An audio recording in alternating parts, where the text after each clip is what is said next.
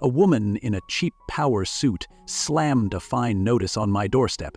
$100,000, 0 cents, for violations I'd never heard of. Smirking, she had no idea she had just messed with the wrong homeowner. You see, I'm not just another resident. I own half the properties in this neighborhood, including hers. Leave a comment below to let us know where you are watching from, and if you like fascinating stories like this, don't forget to hit that subscribe button because tomorrow we have another incredible story, and there are many surprises waiting for you in the next parts. It all started when I moved into what I thought would be a peaceful, upscale neighborhood. I'd spent years building my real estate empire, flipping properties, investing in commercial and residential real estate, and quietly amassing a fortune. My goal was never to be flashy or boast about my success. In fact, I enjoyed living under the radar. I chose this neighborhood precisely because it was supposed to be quiet, elegant, and drama-free. That was my first mistake. The moment I closed on the house, I noticed something off. I had barely parked my car in the driveway when an older woman in a blazer marched up, clipboard in hand. Her expression was stern, as if she were about to reprimand a child for misbehaving. "Excuse me, you're the new homeowner?" she asked, her tone sharp. I nodded. "Yeah, that's me." She pursed her lips, giving me a once-over like I was some stray animal that had wandered onto her pristine property. "I'm Karen Thompson, president of the HOA. We have rules here. I suggest you read through the handbook thoroughly. You'll find everything you need to know about maintaining compliance." I wasn't worried. I had lived in HOA communities before. Some were fine, others were power-hungry nightmares. I wasn't sure where this one landed yet, but I had a gut feeling it wasn't going to be pleasant.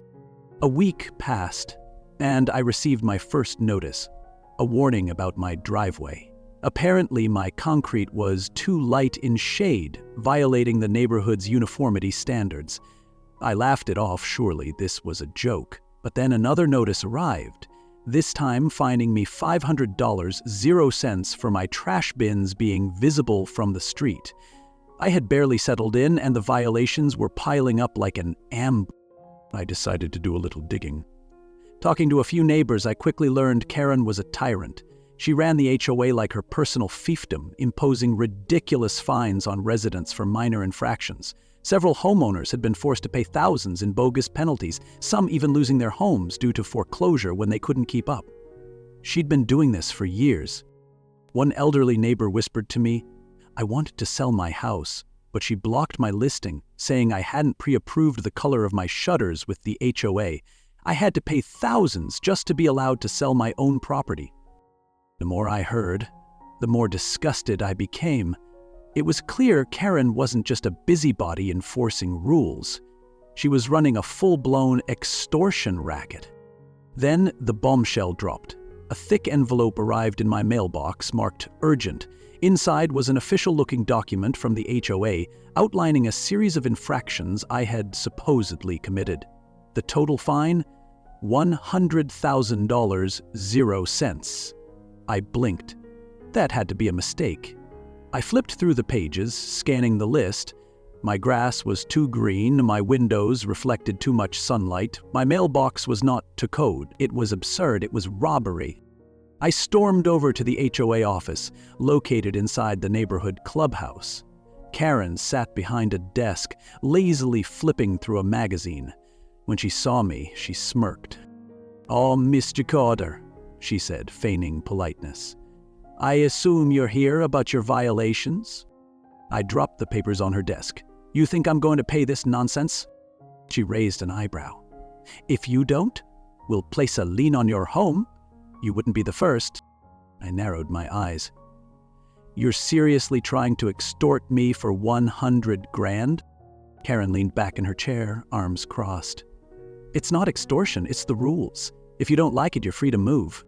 I smiled. "You really have no idea who I am, do you?" She scoffed. "I don't care who you are. The HOA has full authority here." I didn't argue. I didn't threaten. I simply turned around and walked out. She thought she had won. She thought she had another victim trapped in her web. She had no idea she had just declared war on the wrong man. Because what Karen didn't know, what no one in the neighborhood knew, was that I wasn't just some random homeowner. I was a billionaire real estate mogul. And while she thought she was holding all the cards, I was about to flip the entire deck on her. I didn't react immediately. Karen expected me to fight her right then and there, to beg or argue, to cower under her so-called authority. But I had played bigger games than this. I wasn't just going to beat her, I was going to dismantle her entire empire. I started with the basics. If an HOA is corrupt, there's always a paper trail. These scams don't run on Karen's intimidation alone. They need fraudulent finances, hidden accounts, and a network of complicit board members. The first step? Talking to the neighbors. I took a casual approach, knocking on doors and striking up conversations. Most residents were cautious at first. Karen had created a culture of fear. But once I made it clear that I wasn't just another homeowner, but someone willing to fight, the stories started pouring in. I paid almost $15,000, 0 cents in fines last year, an elderly man named Mr. Dawson said, and I never saw a single improvement in the neighborhood, just more rules. She controls everything, a younger couple added. She rejected our fence 3 times, saying the wood was too rustic. Then she approved the exact same fence for her friend down the street.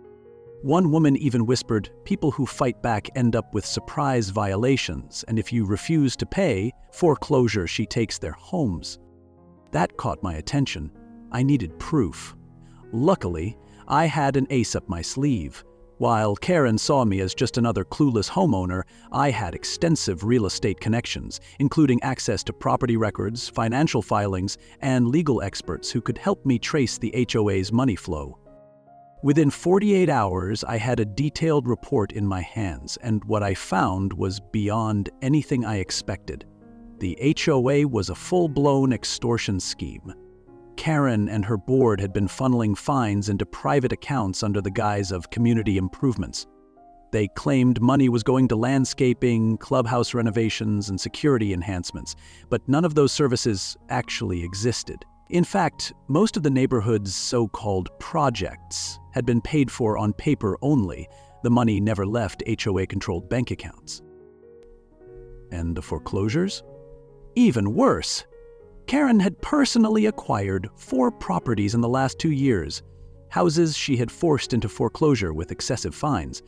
Then, like clockwork, those houses were mysteriously sold at below market value to LLCs owned by her relatives and friends. I had enough evidence to ruin her, but I wasn't just going to expose her. I was going to take everything from her. Turning the tables, first, I made some strategic property moves. Using shell companies, I quietly started buying properties in the neighborhood from residents desperate to escape Karen's tyranny. By the end of the week, I had acquired over 40% of the homes in the HOA. Second, I dug deeper into the HOA board.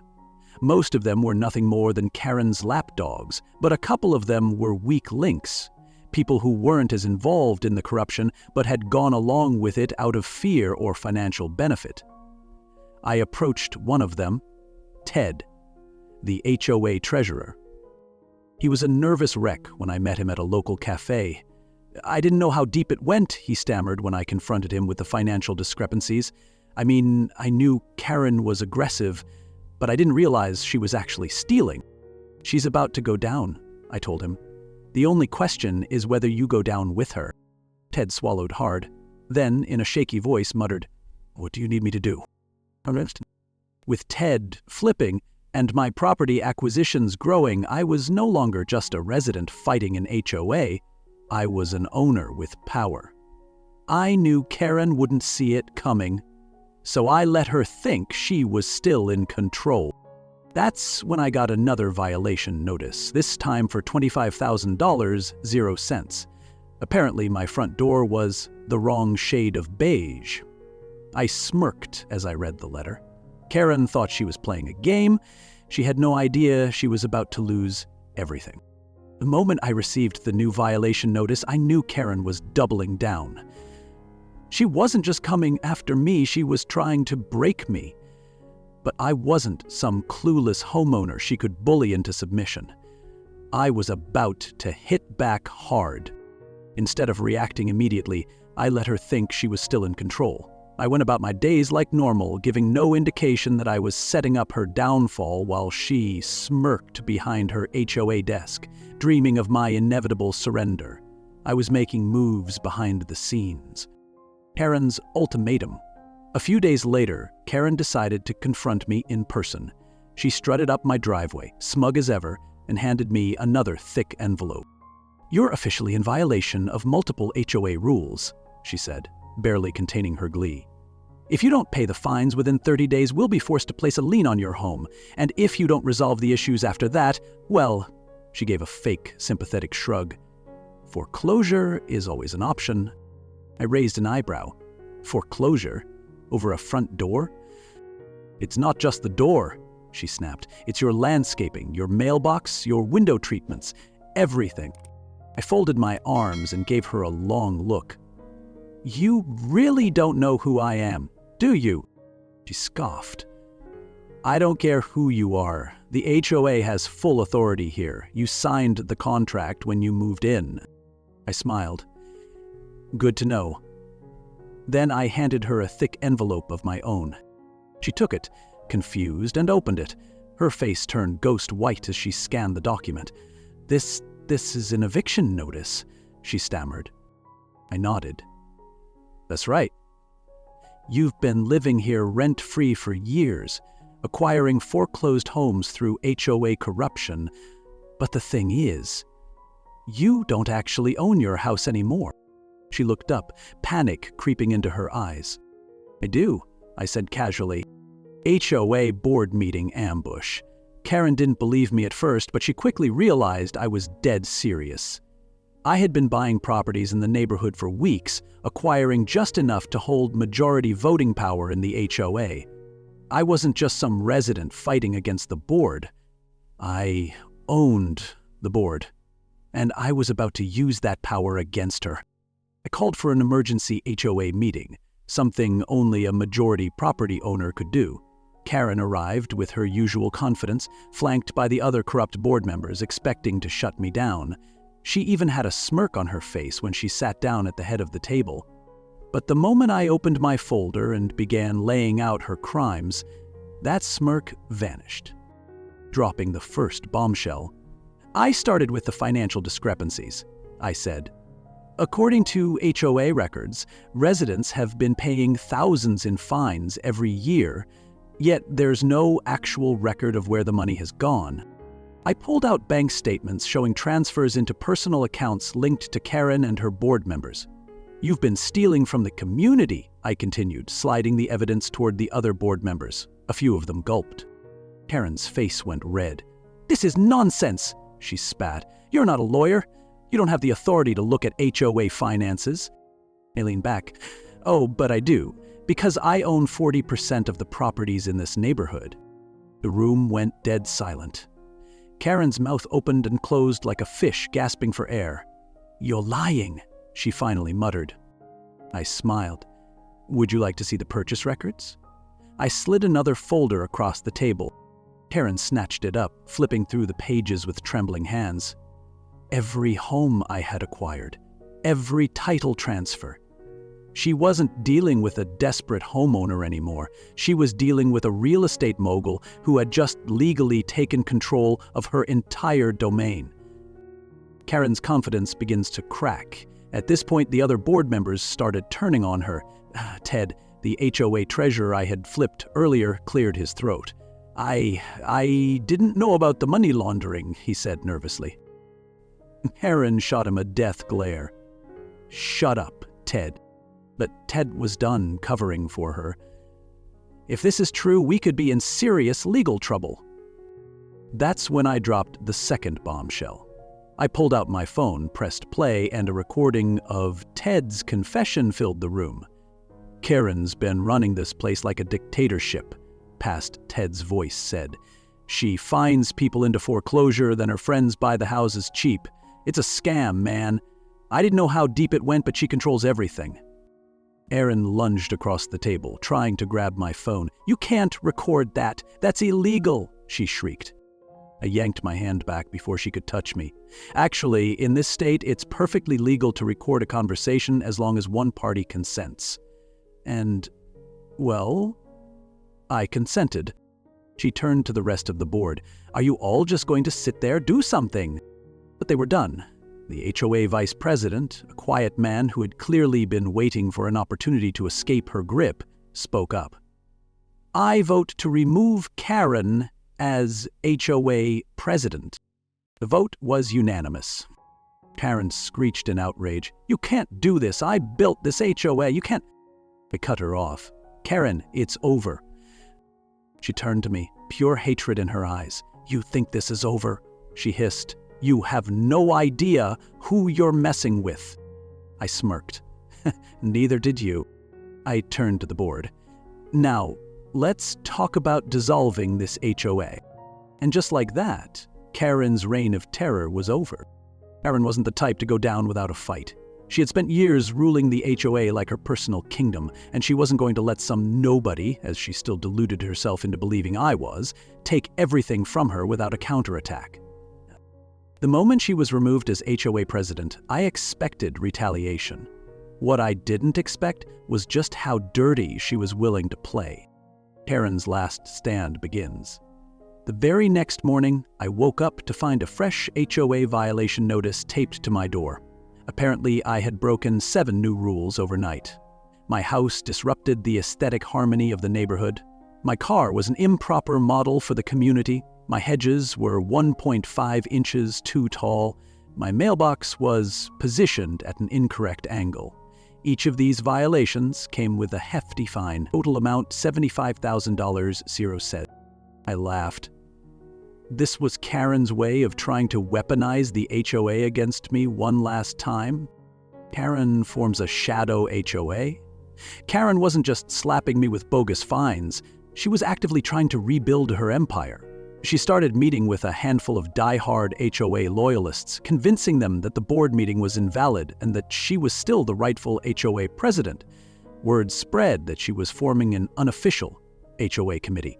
They began patrolling the neighborhood, issuing fake violation notices and intimidating residents. Some of them even tried blocking my driveway with their cars, claiming I was trespassing in my own home. The intimidation tactics didn't stop there. The fake lawsuit gambit. When the fines and scare tactics didn't work, Karen took her next desperate step. She filed a lawsuit against me. She claimed I had illegally acquired properties through deception, coerced the HOA board into voting against her, and violated contractual obligations as a homeowner. Her goal? To drag me into a legal battle and drain me financially. She even started spreading rumors that I was a scammer, hoping to turn the neighborhood against me. What she didn't realize was who she was actually dealing with. The press gets involved. Karen made a huge mistake by going public with her lies. She tried painting herself as a victim of a hostile corporate takeover. She gave an interview to a local news station, sobbing about how I had stolen the neighborhood from her and how she was just trying to protect the community. That was the opening I needed. I made a few calls. Within 48 hours, every major news outlet had the real story, the headlines. HOA president accused of extortion and fraud. Corrupt HOA scheme exposed. Homeowners fined into foreclosure. Real estate investor uncovers HOA scam. Ex-board president under investigation. When the story broke, Karen panicked. She tried denying everything, but with all the financial documents, witness statements, and legal records I had compiled, she had no defense. Even residents who had once been terrified of her started coming forward, sharing their horror stories. Karen had lost control of the narrative. The HOA board members start flipping. Seeing the writing on the wall, Karen's former board members started turning against her. Ted, the treasurer, publicly confessed to how Karen had manipulated HOA funds. 2 other board members admitted to signing off on illegal foreclosures under her orders. Residents testified that she had threatened them with legal action if they spoke out. At this point, even the local authorities were taking an interest. Karen's past financial dealings were being investigated for fraud, embezzlement, and even racketeering. She had gone from queen of the HOA to a disgraced scam artist under legal scrutiny, but she still wasn't done. Karen's last desperate move, a personal attack. When Karen realized she was running out of options, she tried to come after me personally. Late one night, someone slashed the tires on my car. A few days later, my security cameras caught a couple of her HOA loyalists throwing garbage on my lawn. Then, a false complaint was filed against me with the city, claiming I was running an illegal business out of my home. It was a desperate attempt to intimidate me, but I had one final card left to play. The ultimate power move: the HOA is dissolved. I called another emergency board meeting, this time with the entire neighborhood invited. With the majority of homeowners on my side and Karen effectively stripped of power, I made my final move. I'm proposing a vote to dissolve the HOA. The crowd erupted in applause. One by one, the residents voted yes. Karen's biggest weapon, the HOA, was completely dismantled. No more fines, no more ridiculous rules, no more Karen. With that vote, Karen officially lost everything. She had no power, no control, nothing, and she knew it. As I left the meeting, she sat in the back of the room shaking with rage, realizing her reign of terror was truly over. But the best part? I wasn't done with her yet. Karen had lost everything. The HOA was officially dissolved, her influence shattered, and her reputation dragged through the mud. But I wasn't done with her yet. She had spent years terrorizing homeowners, stealing from them, and forcing people out of their own homes. I wasn't about to let her walk away without facing real consequences. The moment the vote to dissolve the HOA passed, I saw it in her eyes. Pure panic. She sat frozen in the back of the room, gripping the edge of her chair as reality crashed down on her. No more HOA meant no more control, no more fines, no more foreclosure scams, and worst of all, no more easy money. Karen tries to save herself. The next day, Karen made a pathetic attempt to claw her way back. She went door to door, begging people to reconsider the HOA decision, trying to convince them that I had tricked them into giving up valuable community protections. The problem? Nobody believed her anymore. The residents she had bullied for years laughed in her face. One homeowner, a retired Navy veteran named Mr. Dawson, didn't even let her finish her speech. "You're the reason I almost lost my house," he growled, slamming the door in her face. Another neighbor, a single mother Karen had fined over $10,000, 0 cents, for unauthorized seasonal decorations, looked her dead in the eyes and said, "I hope you lose everything." Karen's desperation was palpable. With the HOA gone, she had no steady income. Her scam was over. And that's when I decided to finish what I started. The lawsuits begin. Karen's downfall wasn't just about losing power. She had broken real laws, and I was going to make sure she faced the consequences. First, I filed a lawsuit against her personally. The money she stole, I had receipts. The fraudulent foreclosures, exposed. The bogus fines, documented. Second, I handed over all my evidence to the district attorney. Karen had embezzled HOA funds for years. She had committed fraud by falsifying financial records. She had used her position to personally benefit from foreclosures. The moment the criminal charges were filed, she completely unraveled. Karen loses everything. Within a month, Karen was hit with multiple lawsuits. Her bank accounts were frozen. Her house, one of the properties she had stolen, was seized by the state, and worst of all, she was arrested. The day it happened, I made sure to be there. I stood on my front porch, watching as 2 police officers escorted her out of her home in handcuffs. The once powerful HOA dictator was now a disgraced criminal. She saw me standing there, and for a brief moment, her face twisted with rage. "This is your fault," she screamed. "You ruined everything." I just smiled. "No, Karen, you did that all by yourself." She was thrown into the back of the police car, her face plastered all over the news that night. Karen Thompson, former HOA president, arrested for fraud and embezzlement. It was poetic justice. Residents finally get justice.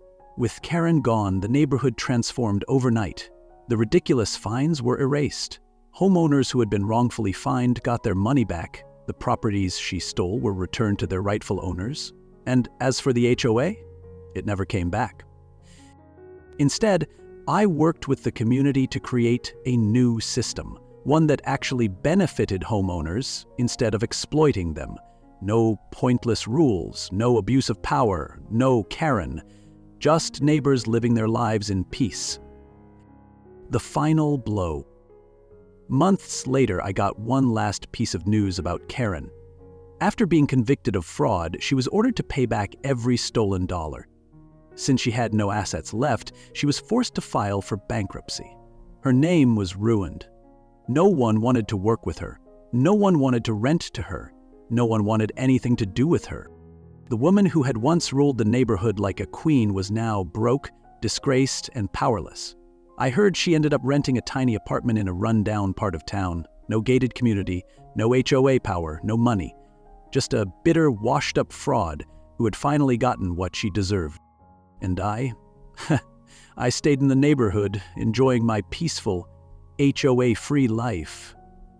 Every time I walked past Karen's now abandoned house, I couldn't help but smile. Because in the end, the tyrant always falls. Karen was gone. The HOA was dead. The neighborhood was finally free. But my work wasn't done yet. I didn't just want to win. I wanted to make sure something like this never happened again. I had already dismantled Karen's empire, exposed her fraud, and made sure she faced real consequences. Now it was time for the final reveal. Karen's humiliating exit. The day after Karen's sentencing, a moving truck pulled up in front of her old house. It wasn't for her. She had been forced to sell everything to cover her legal fees. She was officially homeless. I happened to be outside when she showed up, a broken shell of the tyrant she once was. Her eyes, once filled with smug arrogance, were now hollow and defeated. She didn't say anything as she watched strangers move into what was once her kingdom. She just stood there, gripping a cheap suitcase, staring at the place she had once controlled with an iron fist. Then, finally, she turned to me. "You took everything from me," she whispered, her voice shaking with rage. I met her gaze, completely calm. "No, Karan, you did that to yourself." She opened her mouth to argue, but no words came out. She knew I was right. Without another word, she walked away, disappearing down the street, a nobody in a world where she once thought she was untouchable. Alex's true identity revealed. Up until now, I had kept a low profile. Most people in the neighborhood had no idea who I really was, but after everything that happened, the truth started to spread. One evening at a neighborhood barbecue, a group of residents approached me. "Alex, we heard a rumor," one of them said. "Is it true that you own, like, half the city?" I chuckled. "Not quite, but close." The crowd murmured in shock. "I looked you up," another neighbor admitted. "You're on Forbes' real estate mogul list. I thought you were just some guy moving into the neighborhood." Someone else added, "I can't believe we were living under a scam for so long." I shrugged. "I am. I just happen to have the resources to take down a corrupt HOA. They stared at me for a long moment before breaking into applause. "You saved this neighborhood. You actually took down Karen." They smiled. "Well, now you never have to deal with anything like that again." That night, we celebrated. For the first time in years, people weren't afraid of being fined for lawn decorations or mailbox placement. They were just living, and that was exactly what I wanted. A new HOA-free paradise. With the HOA gone, I made sure the neighborhood stayed protected. I helped the residents set up a simple, non-intrusive neighborhood association. One that actually worked for homeowners, not against them. No unreasonable fines, no power-hungry leadership, just a community where people looked out for each other. I even funded a few upgrades, a new community park, security cameras for safety, and a neighborhood watch program, all without forcing anyone to pay insane dues or follow Karen-style dictatorship rules. For the first time in a long time, the neighborhood was actually a good place to live. Karen's last known whereabouts. Months later, I got one final update about Karen. Apparently, she was bouncing between cheap motels, struggling to find work. No one in real estate or HOA management would hire her.